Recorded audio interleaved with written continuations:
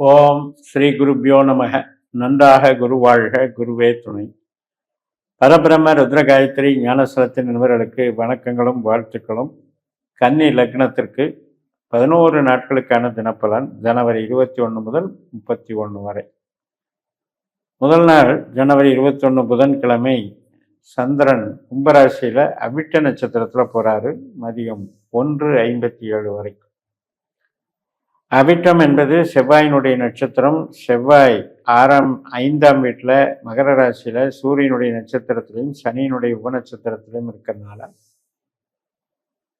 சில எமோஷனல் நிகழ்வுகள் அப்படின்றது பாசம், நேசம், குழந்தைகள், கணவன் மனைவி, கஸ்டமர், இப்படி எமோஷனலாக டீல் பண்ண வேண்டிய ஒரு அமைப்பு. மதியம் 1:57க்கு பிறகு சதய நட்சத்திரம். ராகு சதயத்திலே இருக்காரு. ராகு கூட போய் சந்திரன் சேர்ந்துக்கிறார். கேதுனுடைய உபநட்சத்திரத்தில் ராகு இருக்காரு. கேது 12ல் இருக்காரு. பட் இருந்த போதிலும் ராகு சொந்த நட்சத்திரத்தில் இருக்கிறதுனால நமக்கு பாதிப்பு இல்லை. வேலையினாலே நமக்கு ஒரு மகிழ்ச்சியான வேலை பார்க்கக்கூடிய ஒரு அமைப்பு. ஜனவரி 22 வியாழக்கிழமை சதய நட்சத்திரம் மதியம் 2:26க்கு முடிஞ்சிடுது. அதுக்கப்புறம் பூரட்டாதி தொடங்குது. குருவனுடைய நட்சத்திரம். குரு 10ஆம் வீட்டில் குருவனுடைய நட்சத்திரத்திலையும் புதனுடைய உபநட்சத்திரத்திலையும் இருக்கிறதுனால 5ஆம் வீட்டில் இத்தனை கிரகங்கள் இருக்கு இல்லையா, அதனுடைய பலனை தருது. 5ஆம் வீட்டில் சூரியன் இருக்காரு, செவ்வாய் இருக்காரு, புதன் இருக்காரு, சுக்கிரன் இருக்காரு. அதனால உற்பத்தி சார்ந்த தொழிலுக்கு அவ்வளவு சிறப்பு இல்லை. மற்றபடி மூளை உழைப்பு, கமிஷன் வகை, மார்க்கெட்டிங், கலைத்துறை, ஸ்போர்ட்ஸு, ஷேர் மார்க்கெட்டு, இது சம்மந்தப்பட்டிருக்கவங்களுக்கெல்லாம் நல்லா இருக்கு. ஜனவரி 23 வெள்ளிக்கிழமை மதியம் 2:32 வரைக்கும் இந்த பூரட்டாதி, அதுக்கப்புறம் உத்திரட்டாதி. குருவனுடைய நட்சத்திரம். குருவனுடைய நட்சத்திரத்திலையும் புதனுடைய உபநட்சத்திரத்திலையும் இருக்காரு. அதனால் 7ஆம் வீட்டு மீனராசியினுடைய பலனை குரு தருவார். 5ஆம் வீட்டில் இருக்கிற கிரகங்களும் உபநட்சத்திரமான புதன் தருவார். அதனால் திருமண காரியங்கள், சொந்த பந்தங்கள், மகிழ்ச்சியான சில விஷயங்கள், என்டர்டெயின்மெண்ட், என்கேஜ்மெண்ட் நல்லா இருக்கும். ஜனவரி 24 சனிக்கிழமை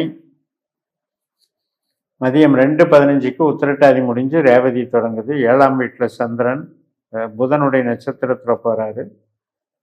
5ஆம் வீட்டில் புதன் சந்திரன் நட்சத்திரத்தில் இருக்காரு. சுக்கிரனும் சந்திரன் நட்சத்திரத்தில் இருக்காரு. புத சுக்கிர யோகமாக செயல்படுது. மனசுக்கு பிடித்தமான நபர்களோடு இணைந்திருத்தல் மற்றும் மகிழ்ச்சியாக இருத்தல், குழந்தைகள் வழி ஆதாயம், வளர்ச்சிகள் எல்லாமே நல்லா இருக்கும். ஞாயிற்றுக்கிழமை ஜனவரி 25 மதியம் 1:35க்கு அசுவனி நட்சத்திரம். இப்போதான் 8ல் சந்திரன் போகிறாரு. கொஞ்சம் கவனமாக இருக்கணும். கேதுனுடைய நட்சத்திரம். கேது 12ஆம் வீட்டில் சுக்கிரனுடைய நட்சத்திரத்தில், சுக்கிரனுடைய உபநட்சத்திரத்தில், புதனுடைய உபநட்சத்திரத்தில் இருக்கிறதுனால எல்லா கிரகங்களுமே 5ல் இருக்கிறதுனால இன்னைக்கு நல்ல அமைப்பு தான்.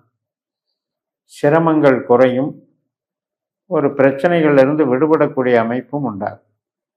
ஜனவரி 26 திங்கட்கிழமை இந்த அஸ்வினி முடிஞ்சு நண்பகல் 12:32க்கு பரணி நட்சத்திரம், சுக்கிரனுடைய நட்சத்திரம்.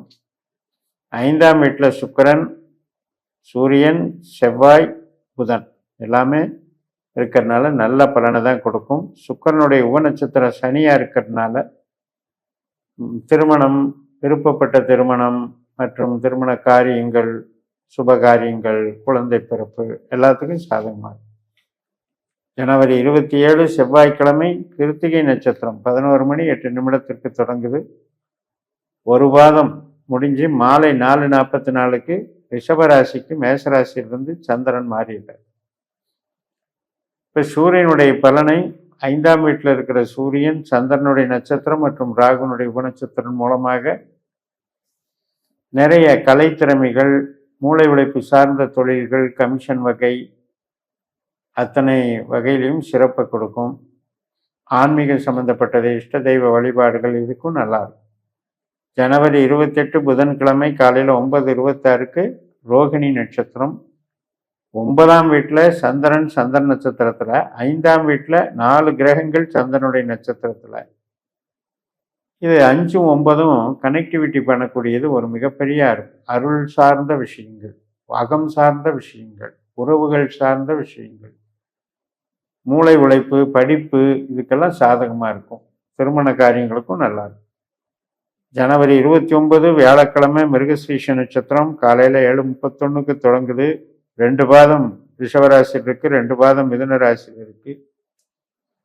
செவ்வாயினுடைய பலனை மறுபடியும் 5ஆம் வீட்டில இருந்து தான் செவ்வாய் தர்றாரு. சந்திரனுடைய நட்சத்திரம், சந்திரனுடைய உபநட்சத்திரம் மற்றும் ராகுனுடைய உப நட்சத்திரம் என்ற வகையில் மறுபடியும் 5ஆம் இடம் பலம் பெறுகிறது. உற்பத்தி சார்ந்த தொழிலுக்கு கொஞ்சம் மந்தமாக செயல்படும் அல்லது தடுக்கும், கெடுக்கும். ஆனால் மூளை உழைப்பு சார்ந்து, உறவுகள் சார்ந்து, ஆரோக்கியம் சார்ந்து, தெய்வ பலம் சார்ந்து நன்மைகளை செய்யும். ஜனவரி 30 வெள்ளிக்கிழமை திருவாதிரை நட்சத்திரம், ராகுனுடைய நட்சத்திரம். 10ல் சந்திரன் இருக்காரு, 6ல் ராகு இருக்காரு. ராகுனுடைய சதயத்தில் இருக்காரு. 6ஆம் இடம் 10ஆம் இடம் பலப்படுகிறது. ராகு என்னுடைய உபநட்சத்திரம் கேதுவாக இருக்கிறதுனால கேது 12ஆம் வீட்டில் இருக்கு. சில பேருக்கு கடன்னால ஒரு பக்கம் கடன் வாங்கி இன்னொரு பக்கம் அடைக்கிறது, இதெல்லாம் நடக்கும். பொதுவாக கடன் அடைபடுதல், ஒரு வழக்குகள் தீர்றது, பகை தீர்ந்து விடுறது, ஓரளவுக்கு நோயிலிருந்து விடுதலை பெறுவது, இதெல்லாம் சாதகமாக இருக்கு. ஜனவரி 31 சனிக்கிழமை புனர்பூச நட்சத்திரம். மிதுன ராசியில சந்திரன் குருவோட சேர்றார். குரு சந்திர யோகமாக செயல்படுகிறார். குரு மீனராசியினுடைய 7ஆம் வீட்டு பலனையும் தரக்கூடிய அமைப்பில் இருக்கிறதுனால மிகப்பெரிய நன்மைகள் ஏற்படும்.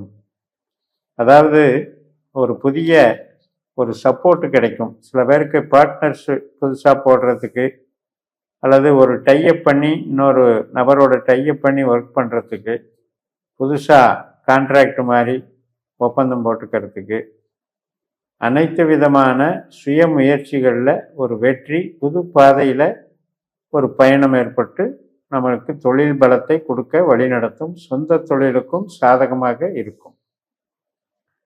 அப்போ இந்த வகையில் உங்களுக்கு இந்த 11 நாட்களில் 4 கிரகங்கள் 5ஆம் இடத்துல இருக்கிறதும், 7ஆம் வீட்டில் இருக்கக்கூடிய சனி நல்லா இருக்கிறதும், 10ஆம் வீட்டில் குரு இருந்தாலும் அவர் 7ஆம் வீட்டு பலனை செய்யறதும் மிக மிக சாதகம். 6ஆம் வீட்டில் இருக்கிற ராகு தன்னுடைய சதயத்தில் இருக்கிறதுனால அவர் பெருசாக 6ஆம் வீட்டினுடைய பகை பலன்களை தரமாட்டார், உறவுக்கு சாதகமாக இருப்பார் என்று சொல்லி நிறைவு செய்கிறேன். இந்த சேனலை சப்ஸ்கிரைப் பண்ணி ஷேர் பண்ணுங்கள். உங்கள் தனிப்பட்ட ஜாதக பலாபலன்களை என்னுடைய வாட்ஸ்அப் நம்பரில் தொடர்பு கொண்டு பலன் பெறுங்கள். உங்களிடமிருந்து விடைபெறுகிறேன். உங்கள் ஜெயம். நன்றி, வணக்கம்.